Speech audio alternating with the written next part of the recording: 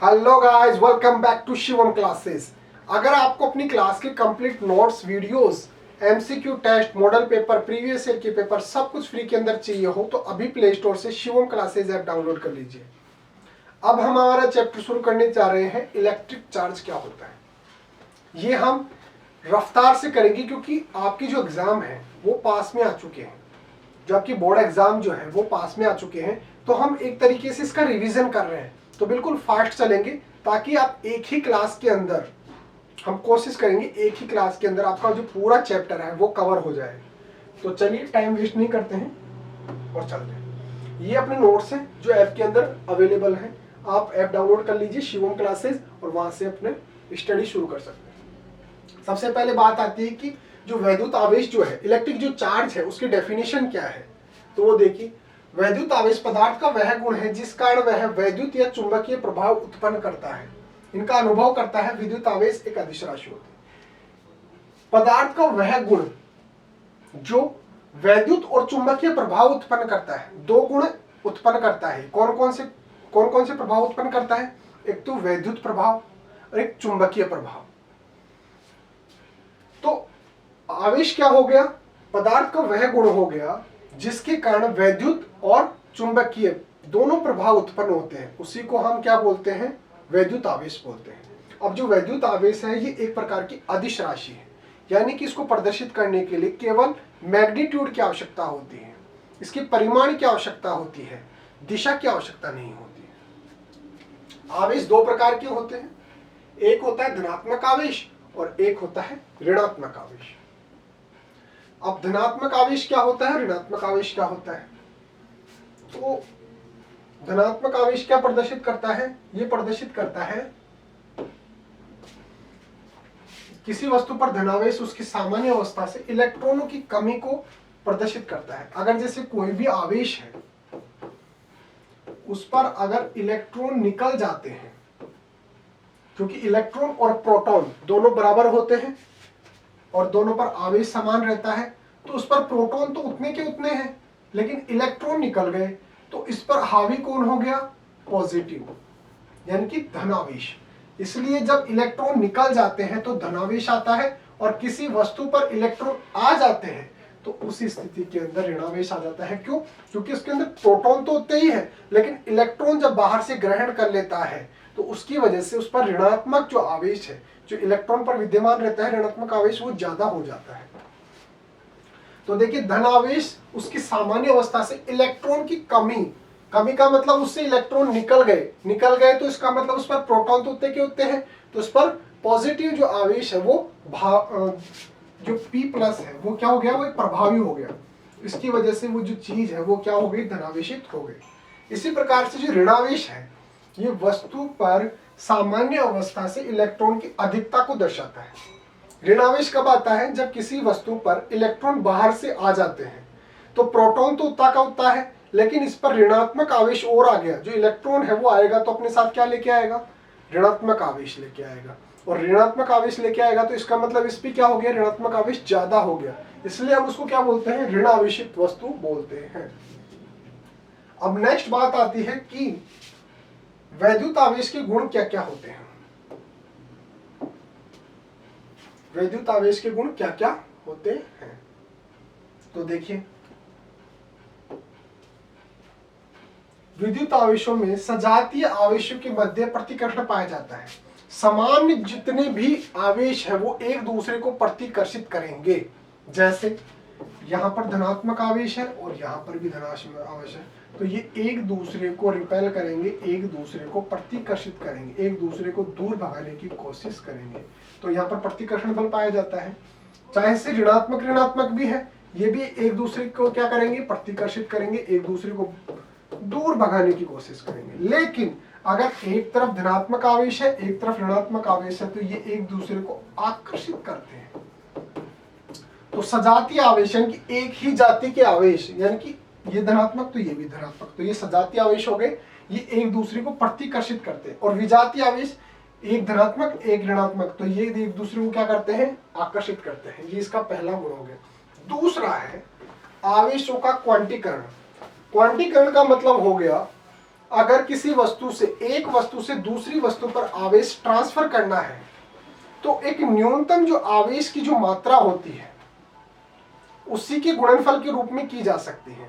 जैसे एक वस्तु से दूसरी वस्तु में अगर आवेश ट्रांसफर हुआ है, गया है, तो हम बोलेंगे इस पर से 1 इलेक्ट्रॉन गया है, 2 इलेक्ट्रॉन गए हैं, 3 इलेक्ट्रॉन गए हैं, या फिर 1 इलेक्ट्रॉन की कमी हुई है, 2 इलेक्ट्रॉन। हम ये नहीं बोलेंगे आधा इलेक्ट्रॉन, 1/4 इलेक्ट्रॉन, ऐसे नहीं बोल सकते।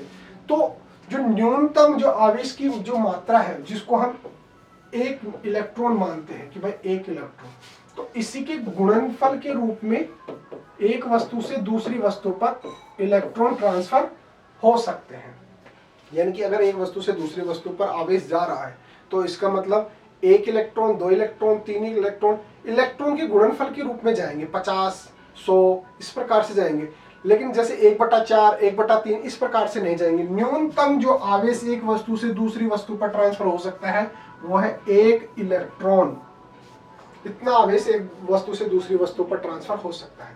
तो देखिए परिभाषा, आवेशों का क्वांटीकरण किसी आवेशित वस्तु पर आवेश का न्यूनतम आवेश के सरल गुणक के रूप में हो सकता है। अर्थात वैद्युत आवेश को अनिश्चित रूप से विभाजित नहीं किया जा सकता। विभाजित नहीं किया जा सकता मतलब आधा इलेक्ट्रॉन, 1/4 इलेक्ट्रॉन इस प्रकार से संभव नहीं है। अगर एक वस्तु से दूसरी वस्तु पर आवेश जा रहा है तो इसका मतलब 1 इलेक्ट्रॉन, 2 इलेक्ट्रॉन, 3 इलेक्ट्रॉन इस प्रकार से जा रहा है, उसके गुणनफल के रूप में जा रहा है 1 इलेक्ट्रॉन के। तो वस्तु पर Q = NE। N क्या है? 1, 2, 3। मैंने बात की ना अभी, 1 इलेक्ट्रॉन, 2 इलेक्ट्रॉन, अगर N बराबर 2 रखेंगे 2, 3 रखेंगे 3 इलेक्ट्रॉन, 4 इलेक्ट्रॉन इस प्रकार से जा सकता है। उसको तोड़ नहीं सकते, 1/2, 1/4 इस प्रकार से नहीं तोड़ सकते। नेक्स्ट है इसका गुण, आवेश संरक्षण का नियम। आवेशों का संरक्षण ये क्या होता है वो देख लीजिए। इस सिद्धांत के अनुसार आवेश न तो नष्ट किया जा सकता है और न ही उत्पन्न किया जा सकता है, केवल एक वस्तु से दूसरी वस्तु पर स्थानांतरण किया जा सकता है। इसी को आवेश का संरक्षण कहते हैं। आवेश जो है उसको ना तो उत्पन्न किया जा सकता है और ना ही नष्ट किया जा सकता है। आवेश को केवल एक वस्तु से दूसरी वस्तु में स्थानांतरित किया जा सकता है। इसी को हम क्या बोलते हैं? आवेश संरक्षण का नियम। यानी कि जो कुल आवेश जो है वो संरक्षित रहता है। कैसे? जैसे एक वस्तु है ये और दूसरी वस्तु है ये, ठीक है, इस पर से कुछ आवेश गया, जैसे धनात्मक 4 कूलाम आवेश जैसे मान लो, ठीक है, तो इसका मतलब यहां पर जो है वो -4 कूलाम आवेश, अगर इस पर धनात्मक आवेश आया है तो उतना ही इस पर ऋणात्मक आवेश आएगा। अगर इसका कुल आवेश देखेंगे तो 4 माइनस और प्लस का 4, कुल क्या हो गया? 0। यानी कि आवेश कुल मिलाकर क्या रहता है? संरक्षित रहता है। यहाँ पे ना तो आवेश कुछ नया बना और ना ही नष्ट हुआ। जितना इधर ट्रांसफर हुआ उतना इस पर उत्पन्न हो गया, यानी कि जितना धनात्मक आवेश आया उतना ही ऋणात्मक आवेश आया। तो इस प्रकार से आवेश को न तो उत्पन्न किया जा सकता है और न ही नष्ट किया जा सकता है, केवल एक वस्तु से दूसरी वस्तु में ट्रांसफर किया जा सकता है।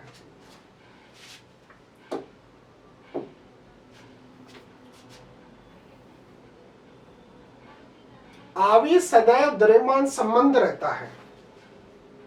आवेश जो है वो हमेशा द्रव्यमान से संबंधित रहता है। अगर किसी वस्तु पर आवेश उपस्थित है तो इसका मतलब हो गया उसमें कुछ ना कुछ द्रव्यमान विद्यमान है। अगर किसी वस्तु पर आवेश उपस्थित है तो इसका मतलब उसमें कुछ ना कुछ द्रव्यमान उपस्थित है। बिना द्रव्यमान के आवेश संभव नहीं है। आप बोल देंगे कि इसका द्रव्यमान कुछ भी नहीं है, 0, और इस पर आवेश उपस्थित है, तो ये चीज संभव नहीं है। अगर किसी चीज पर आवेश है तो इसका मतलब उसका कुछ ना कुछ द्रव्यमान अवश्य है। तो आवेश हमेशा द्रव्यमान से संबंधित होता है। आवेश द्रव्यमान सहित नहीं हो सकता, जबकि द्रव्यमान आवेश सहित हो सकता है। आवेश द्रव्यमान रहित नहीं हो सकता। अगर द्रव्यमान नहीं है और आवेश है, ये संभव नहीं है। लेकिन द्रव्यमान आवेश रहित हो सकता है। अगर किसी वस्तु का, जैसे मान लो ये मैं बोल रहा हूं इसका कुछ ना कुछ द्रव्यमान है, लेकिन इसका मतलब ये थोड़ी है ये आवेशित है। तो इसका मतलब द्रव्यमान जो है वो आवेश के बिना रह सकता है, कोई बात नहीं, लेकिन अगर आवेश है तो वो द्रव्यमान के बिना नहीं रह सकता। अगर कोई वस्तु आवेशित है तो इसका मतलब उसके अंदर कुछ ना कुछ द्रव्यमान होगा, लेकिन अगर किसी वस्तु के अंदर द्रव्यमान उपस्थित है तो इसका मतलब ये नहीं है कि उस पर आवेश उपस्थित हो। तो ये देखिए, आवेश द्रव्यमान रहित नहीं हो सकता, द्रव्यमान कुछ ना कुछ होगा ही उसके अंदर, जबकि द्रव्यमान आवेश रहित हो सकता है। अगर किसी वस्तु में द्रव्यमान है तो इसका मतलब ये नहीं है कि उसमें आवेश उपस्थित ही हो, जरूरी नहीं है। स्थिर अवस्था में आवेश केवल विद्युत क्षेत्र उत्पन्न करता है। आवेश जो है वो 3 अवस्था के अंदर हो सकता है। पहली अवस्था स्थिर अवस्था के अंदर, दूसरी अवस्था एक निश्चित वेग से गति कर रहा है, तीसरी अवस्था एक त्वरित वेग से गति कर रहा है। तो अगर वो स्थिर अवस्था के अंदर है, यानी कि गति नहीं कर रहा है, उस अवस्था के अंदर वो विद्युत क्षेत्र उत्पन्न करता है। और अगर एक समान गति से गतिशील है तो उसके अंदर वो विद्युत क्षेत्र और चुंबकीय क्षेत्र दोनों उत्पन्न करता है। अगर एक समान गति से गतिशील है तो विद्युत क्षेत्र और चुंबकीय क्षेत्र दोनों उत्पन्न करता है। लेकिन अगर त्वरित गति कर रहा है तो वो विद्युत क्षेत्र और चुंबकीय क्षेत्र तो उत्पन्न करेगा ही, उसके साथ साथ विद्युत चुंबकीय विकिरण भी उत्पन्न करता है, विद्युत चुंबकीय विकिरण भी उत्पन्न करता है। 3 अवस्था हो गई, एक तो स्थिर, एक स्थिर वेग से गतिशील और एक त्वरित वेग से गतिशील। स्थिर अवस्था में है तो विद्युत क्षेत्र उत्पन्न करेगा, एक समान वेग से चल रहा है तो चुंबकीय क्षेत्र और विद्युत क्षेत्र दोनों उत्पन्न करेगा। लेकिन अगर त्वरित गति से चल रहा है तो चुंबकीय क्षेत्र और विद्युत क्षेत्र तो उत्पन्न करेगा ही, उसके साथ साथ चुंबकीय विकिरण भी उत्पन्न करेगा। फिर बात करते हैं कि वैद्युत जो आवेश होता है इसका मात्रक क्या होता है।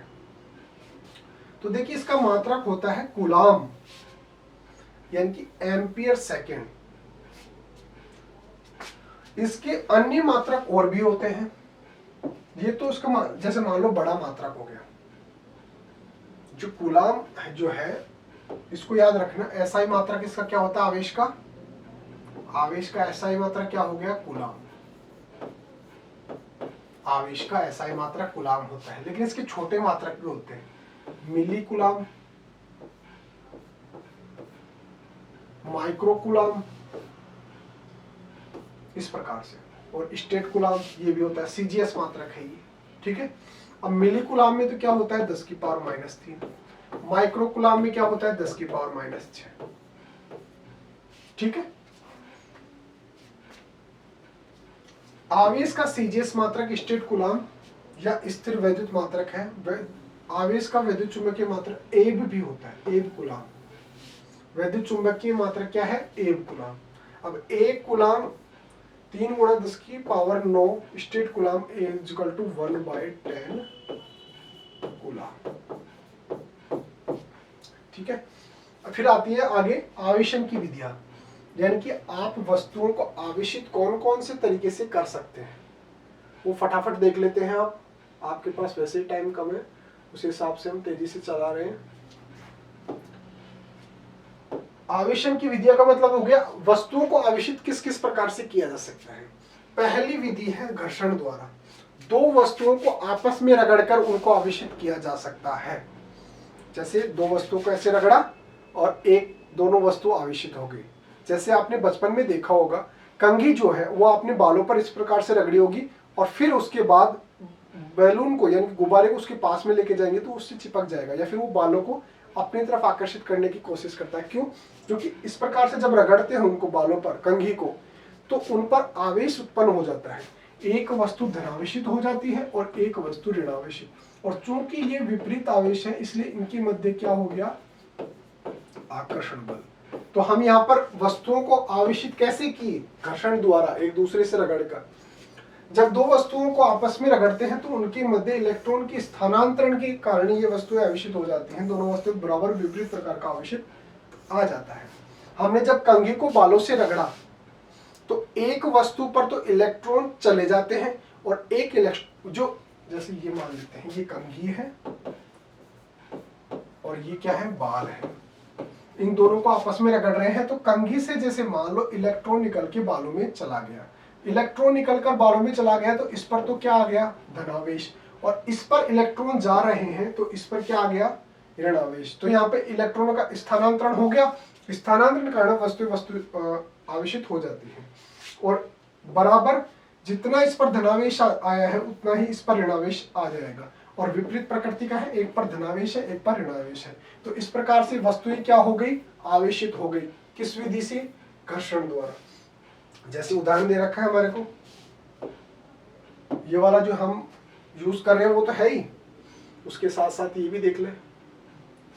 जब एक कांच की छड़ को रेशम के कपड़े से रगड़ा जाता है, किसको, कांच की छड़ को रेशम के कपड़े से रगड़ा जाता है, तो कांच की छड़ धनावेशित हो जाती है। ये कांच की छड़ है और ये है रेशम, इन दोनों को आपस में रगड़ देते हैं तो जो कांच की छड़ है वो तो क्या हो जाती है, धनावेशित हो जाती है, और रेशम का कपड़ा ऋणावेशित हो जाता है। ये कैसे हुआ, घर्षण के कारण, घर्षण विधि के द्वारा, यानी कि एक दूसरे से रगड़ने के कारण जो कांच की छड़ है वो धनावेशित हो जाती है, रेशम का जो कपड़ा है वो ऋणावेशित हो जाता है। जितना इस पर धनावेश आता है उतना ही इस पर ऋणावेश आता है। इन दोनों की जो मात्रा है वो समान होती है, और ये जो आवेश है वो विपरीत है, यानी कि एक पर धनावेश आएगा एक पर ऋणावेश आएगा। बस इतना सही है। इसमें है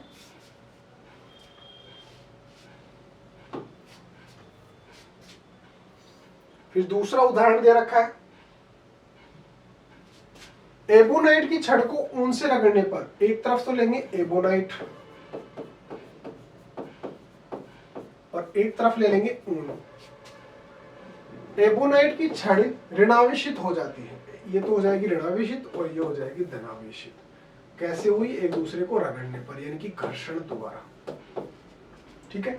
दूसरी आवेशन की विधि है स्थिर वैद्युत प्रेरण द्वारा। कौन सा, प्रेरण, इंडक्शन। इंडक्शन का मतलब होता है आप वस्तुओं को एक दूसरे के संपर्क में नहीं ला रहे हैं, बल्कि एक दूसरे के पास ला रहे हैं, यानी कि उनको आपस में टच नहीं कर रहे, बल्कि उनको सिर्फ पास में लाएंगे, उनके मध्य कुछ ना कुछ दूरी अवश्य रहेगी, उसको बोलते हैं प्रेरण। एक दूसरे से प्रेरणा ले रहे हैं, केवल टच में नहीं आ रहे। जैसे ये कोई वस्तु है, ये कोई वस्तु है और ये कोई वस्तु है, ठीक है, तो ये एक दूसरे के टच नहीं हो रहे, बल्कि एक दूसरे के केवल पास आ रहे हैं, कुछ ना कुछ इनके मध्य क्या है, दूरी अवश्य है, तो इसी को बोलते हैं प्रेरण। यदि एक आवेशित वस्तु को किसी अनावेशित वस्तु के पास लाया जाए तो अनावेशित वस्तु पास वाली सतह पर विपरीत प्रकृति का आवेश, दूर वाली सतह पर समान प्रकृति का आवेश उत्पन्न हो जाता है। ये क्या बोल रहा है कि अगर एक आवेशित वस्तु को, इसमें समझ लीजिए आप,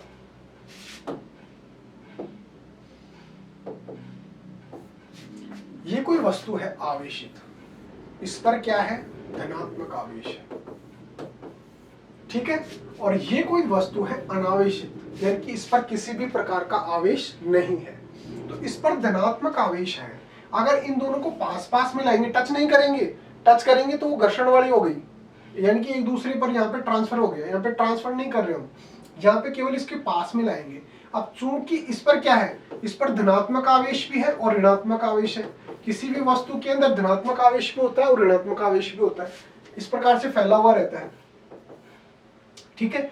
अब ये धनात्मक आवेश है और इस पर भी कहीं धनात्मक है कहीं ऋणात्मक है, तो ये क्या करेगा, जब इसके पास में लाएंगे तो ये धनात्मक आवेश अपने समान जो आवेश है उसको प्रतिकर्षित करेगा। अब प्रतिकर्षित करेगा तो ये क्या करेंगे, धनात्मक आवेश है ये इनसे दूर जाने की कोशिश करेंगे। वस्तु से बाहर तो निकल नहीं सकते, लेकिन वस्तु के दूसरे कोने पे तो जा सकते हैं, इस प्रकार से।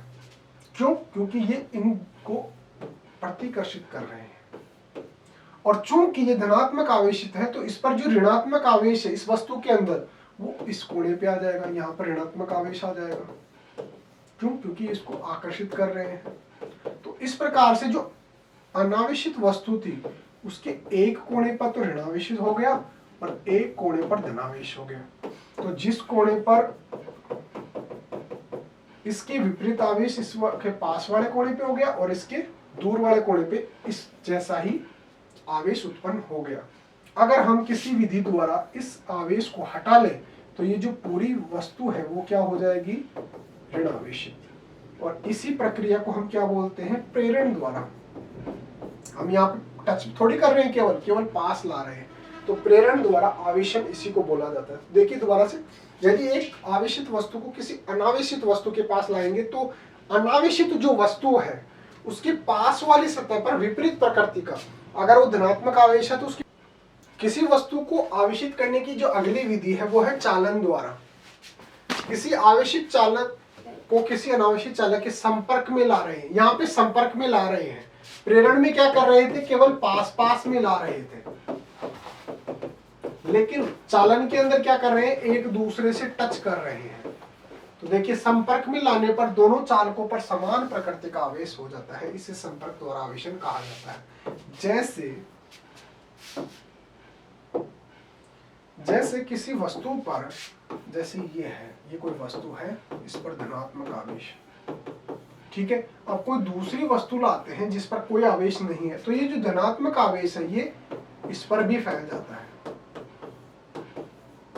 इस प्रकार से पूरा जो आवेश है वो पूरा जो पृष्ठ है उस पर फैल जाता है। क्यों? क्योंकि एक दूसरे के टच में है। इसी को हम क्या बोलते हैं, चालन द्वारा आवेशन। चालन द्वारा आवेशन, ठीक है। नेक्स्ट है कूलाम का नियम। 1785 में चार्ल्स अगस्टिन कूलाम ने दो बिंदुओं के मध्य आकर्षण और प्रतिकर्षण बल का मान ज्ञात करने के कूलाम का नियम दिया था। कोई भी दो आवेश हैं, चाहे से वो समान प्रकृति के हों, अगर समान प्रकृति के होंगे तो क्या होगा, एक दूसरे के मध्य प्रतिकर्षित करेंगे एक दूसरे को। और अगर विजातीय आवेश है यानी कि एक दूसरे के विपरीत आवेश है तो ये एक दूसरे को क्या करेंगे, आकर्षित,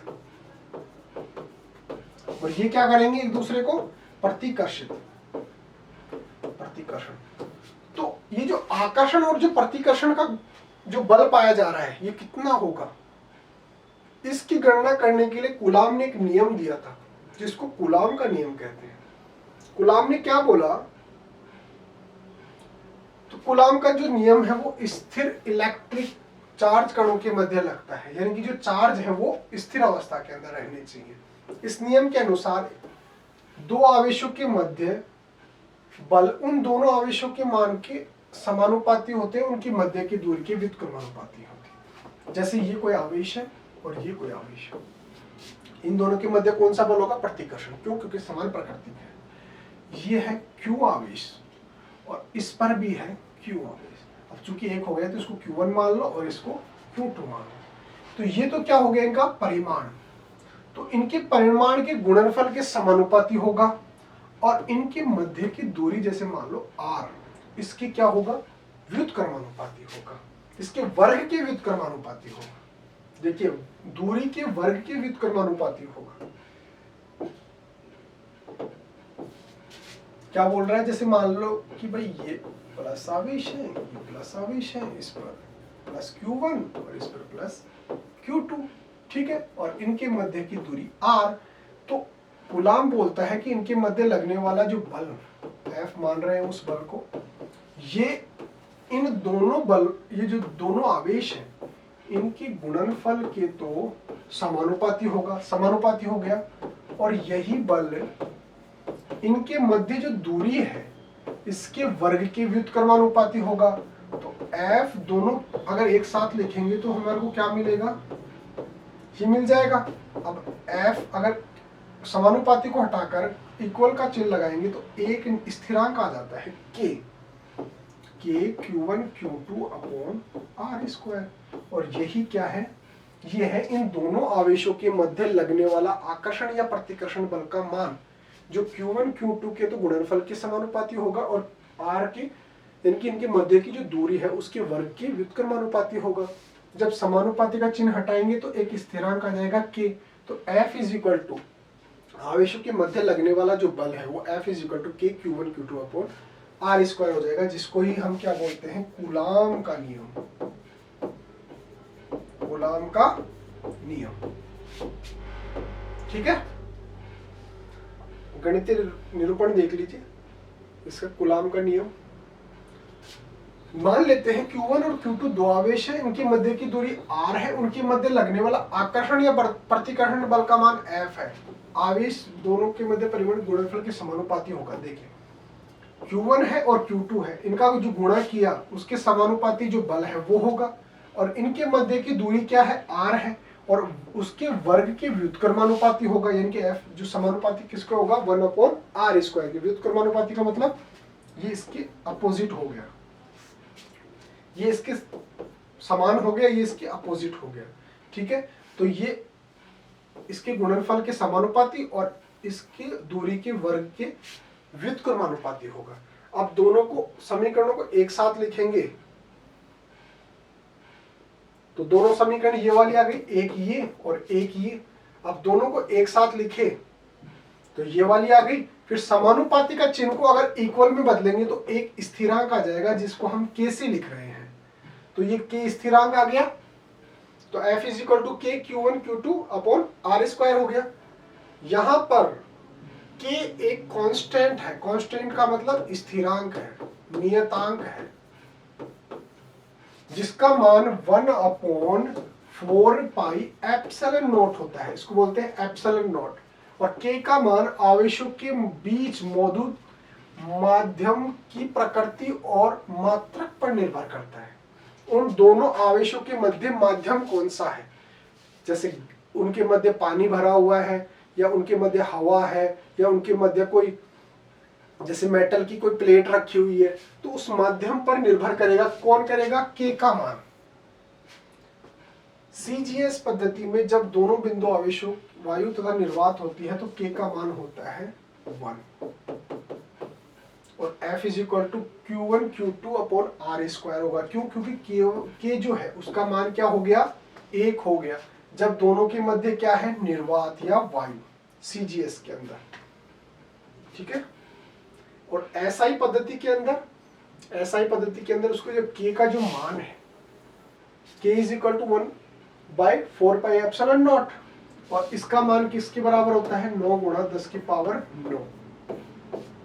तो F is equal to 1/4πε0 into Q1 Q2 upon R²। ये किसका मान है, के का।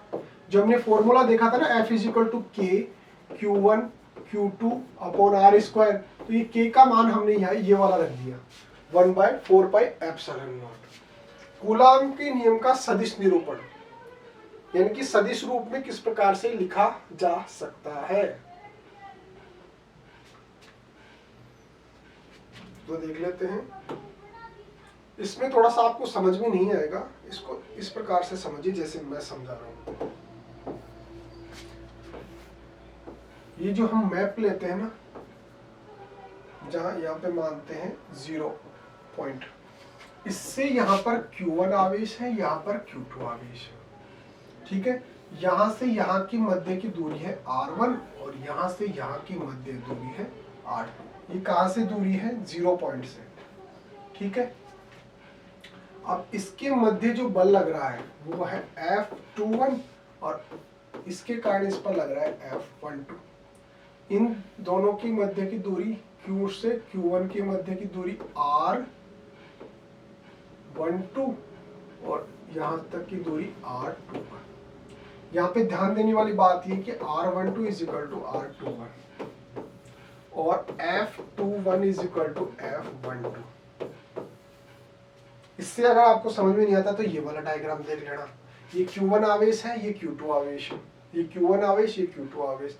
इसके Q2 के कारण Q1 पर जो बल लग रहा है वो है F12 इस तरफ, और इसके कारण इस पर बल लग रहा है वो है F21, ठीक है। इस प्रकार से इस यहां से यहां तक की दूरी हम मान रहे हैं R12 और यहां से यहां तक की दूरी मान रहे हैं R21।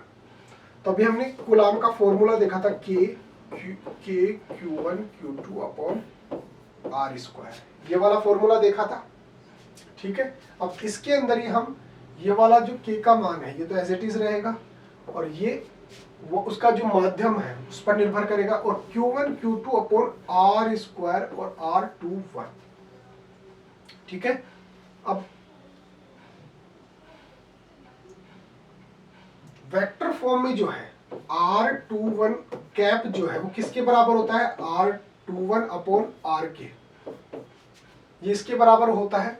तो हमारे यहाँ पर क्या आ रहा था, हमारे क्या आ रहा था R2, ये हमने किसकी जगह पर लिखा, R21 कैप की जगह पर लिखा, जो किसके बराबर होता है R21 अपॉन आर के बराबर होता है।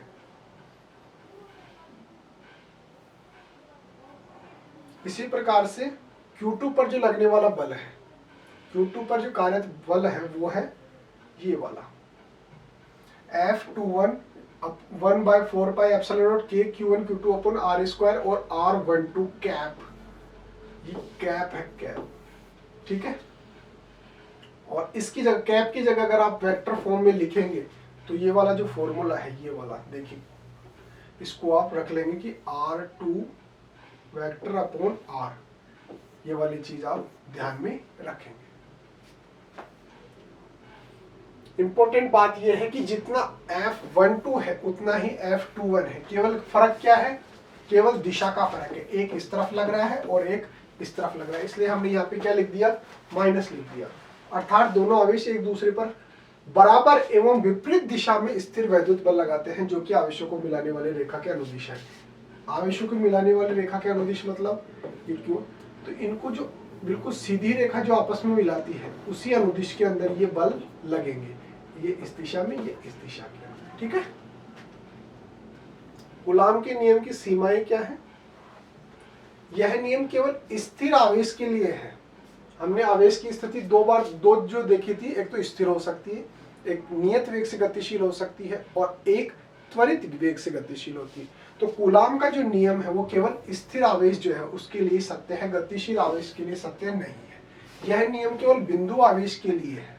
बिंदु आवेश का मतलब आवेश का मान बहुत ही कम होना चाहिए, बहुत बड़े आकार के अंदर, जैसे पृथ्वी जो है वो अगर आवेशित वस्तु हो तो ये उसके लिए मान्य नहीं है, केवल बिंदु आवेश के लिए मान्य है। यह नियम 10 की पावर -15 मीटर से कम दूरियों पर लागू नहीं होता है। इससे कम अगर दूरी है तो ये उस पर लागू नहीं होता है। नेक्स्ट अपना टॉपिक है वैद्युत क्षेत्र।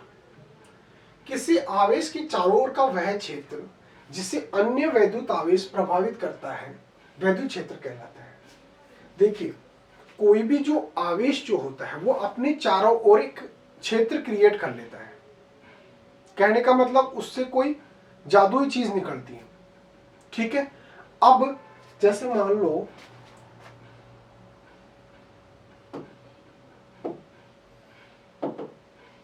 जैसे ये कोई आवेश है, ये अपने चारों ओर एक क्षेत्र उत्पन्न कर लेता है कि भाई ये वाला में एरिया मेरा है, ठीक है। यहाँ पे कोई अपना एक अलग ही क्षेत्र बना लिया इसने।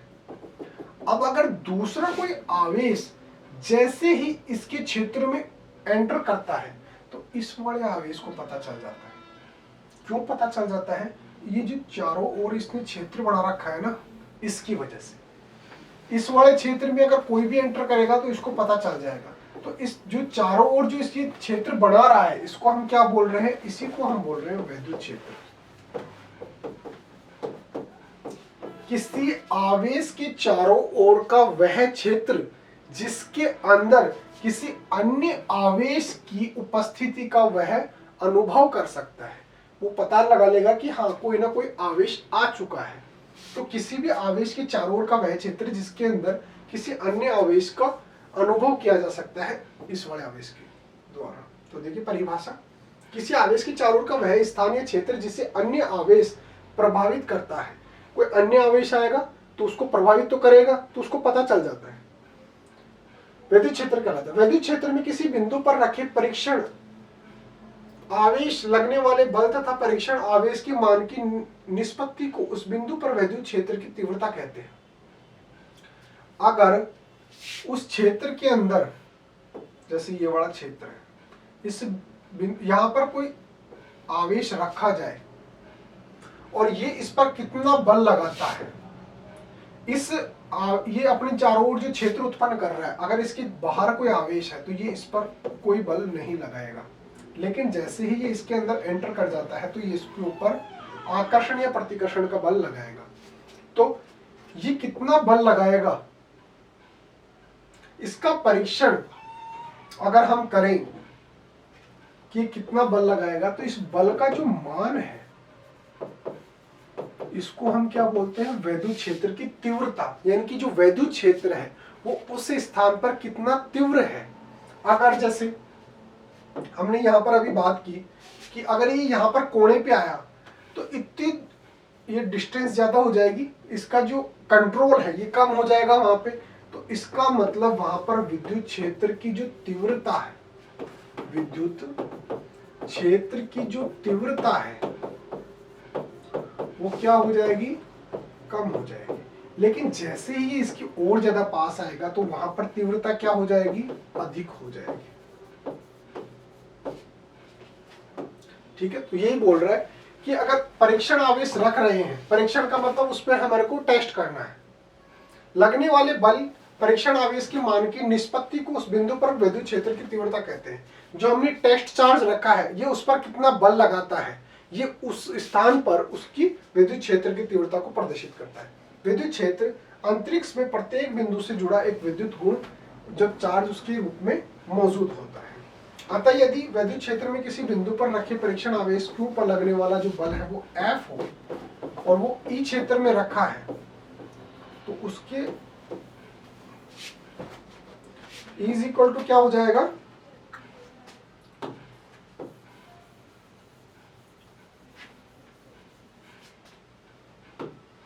अगर किसी विद्युत क्षेत्र के अंदर किसी विद्युत क्षेत्र जिसका मान E है उसके अंदर कोई Q आवेश रखा हुआ है तो उस पर जो बल लगेगा उसका मान कितना होगा, E is equal to F upon Q. ये E क्या है, विद्युत क्षेत्र की तीव्रता, यानी कि उस पर आवेश जो Q आवेश है उस पर कितना बल लगेगा ये उसकी विद्युत क्षेत्र की तीव्रता कहलाती है। तो E is equal to F upon Q. अब जो विद्युत क्षेत्र है, अब यहाँ पर जो है ये बल जो है ये तो क्या है, एक सदिश राशि है। और अभी हमने क्या बात की थी, जो आवेश जो होता है वो क्या होता है, एक अदिश राशि होता है। तो विद्युत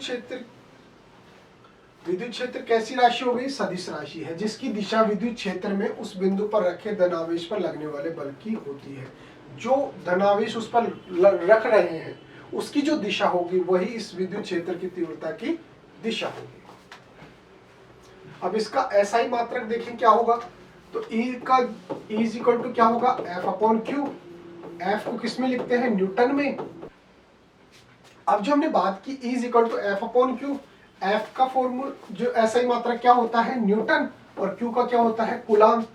तो E का मात्रक क्या होगा, न्यूटन प्रति कूलाम। तो देखिए सदिश राशि है जिस बिंदु पर विद्युत क्षेत्र को निम्न तीन प्रकार, या ये देखिए न्यूटन प्रति कूलाम क्या है, इसका SI मात्रक है। निम्न तीन प्रकार से व्यक्त कर सकते हैं। बिंदु की स्थिति के सदिश फलन द्वारा E से प्रदर्शित करते हैं तथा विद्युत क्षेत्र की तीव्रता को इलेक्ट्रिक फील्ड इंटेंसिटी कहते हैं। एक इसको ग्राफीय विधि से भी प्रदर्शित कर सकते हैं, जो विद्युत बल रेखाएं होती हैं। अगर हम जैसे ये कोई है इस प्रकार से ऐसे बल रेखाएं प्रदर्शित करके भी इसको प्रदर्शित कर सकते हैं, किसको, विद्युत क्षेत्र की तीव्रता को। बिंदु की स्थिति के अदिश फलन इसे V से भी प्रदर्शित कर सकते हैं तथा विद्युत विभव, जिसको विद्युत विभव कहते हैं, उसके रूप में भी इसको प्रदर्शित कर सकते हैं। विद्युत क्षेत्र की तीव्रता, विद्युत क्षेत्र में किसी बिंदु पर विद्युत क्षेत्र की तीव्रता उस पर रखे धन, ये वापस से रिपीट हो गया वो वाली चीज है जो मैंने आपको बताई ना कि किसी क्षेत्र के अंदर अगर कोई दूसरा आवेश आ जाता है तो उसको पता चल जाता है और उस पर वो कितना बल लगाएगा, वो उस वहां की तीव्रता कहलाती है, कितनी तीव्र गति से बल लगाएगा। अब देखिए E इज इक्वल टू हमने भी क्या पढ़ा, F अपॉन क्यू, और F क्या है, ये कूलाम के नियम से निकाल लेंगे हम। कूलाम का नियम क्या है, F इज इक्वल टू के Q1 Q2 upon R square. यहां पर अगर इसका मान रख देंगे, ये F का मान अगर रख देंगे तो E इज इक्वल टू क्या हो गया, के Q1 Q2 upon R square, और नीचे क्या है, Q। ठीक है, तो यहां Q से Q क्या हो सकता है, कैंसिल हो सकता है। K का मान ये दे रखा है हमारे को,